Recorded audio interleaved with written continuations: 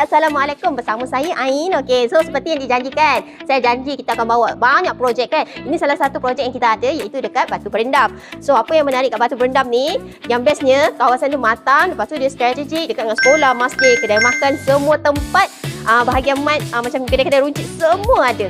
So senang korang nak akses. Yang bestnya, yang lain daripada lain, nak tahu tak? Dekat sini, dekat dengan airport Batu Berendam. Korang tengok carport ni 22. Okey, rumah ni berkeluasan 22 kali 65. So korang boleh tengok dia ada pagar dekat sini, ada carport, and then kalau korang tengok dia memang cantik lah. Dia dah siap pintu-pintu dia pun agak lebar. Korang boleh masuk. Okey, jom kita tengok. Tas dia jenis besar tau, 2x2. And lagi satu yang best, mesti korang pelik kan, dekat atas tu dia ada pencahayaan, boleh masuk. Korang tak payah nak beli rumah macam mahal ke. Ini dah macam rumah standard, rumah mahal. So, yang bestnya dekat dapur dia, korang tak ada orang kata menghadap straight je. Dia ada tembok untuk menghadap, orang kata menghalang, menghalang dapur daripada nampak.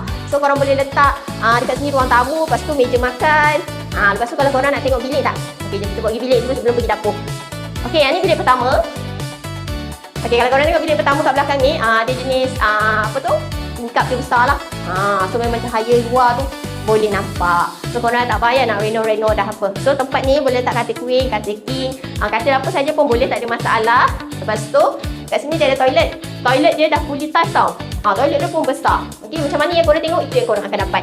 Okey, jom kita pergi bilik nombor 2. Okey, yang ni bilik nombor 2. Dia loteng dia tinggi tau. Lepas tu dia ada pencahayaan dekat atas ni. So korang nak buat atas ni, korang nak buat yang macam sekarang loteng boleh. Lepas tu korang nak buat apa orang kata, double decker boleh, queen boleh, king boleh, semua boleh dekat sini. Nak buat tempat anak-anak pun boleh. Okay, next, jom kita pergi bilik ketiga. Okay, so yang ni bilik ketiga kita. Bilik ketiga kita pun memang besar. And then yang best juga, rumah ni dia setiap bilik dia ada cahaya. Kalau korang tengok tu cahaya dia, ada tingkap dia. Okay, so udara dapat masuk, oksigen dapat masuk. Nak tengok bilik nombor 4. Okay, jom. Okey, sebelum kita pergi bilik nombor 4, yang ini adalah dapur. So dia tak ada menghadap ke depan, dia ada tembok lah menghalang orang daripada nampak korang masak kan. So yang ini bahagian dapur lah. So korang boleh letak kitchen cabinet sini. Depend korang punya style macam mana. Okey, jom. Okey, ini bilik nombor 4. Sebelum sampai bilik nombor 4 akan ada toilet. Sini, dekat sini.